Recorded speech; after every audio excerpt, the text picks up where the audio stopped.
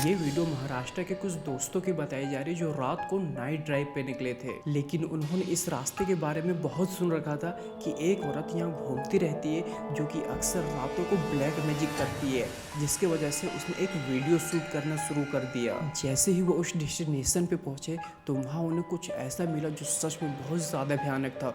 वो औरत सच में वहाँ पे थी। ये वीडियो अब मैं आपको दिखाने वाला हूँ और अगर आप महाराष्ट्र से हो तो उस जगह का नाम बताना बिल्कुल ना भूले। ये रही वीडियो।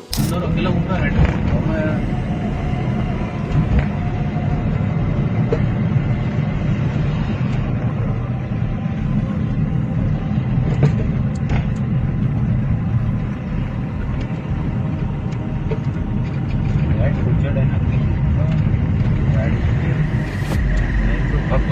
प्यार जाता नहीं जाए।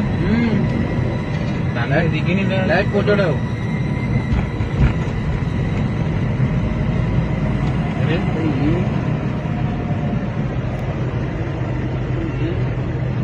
काला जादू वाला है वो।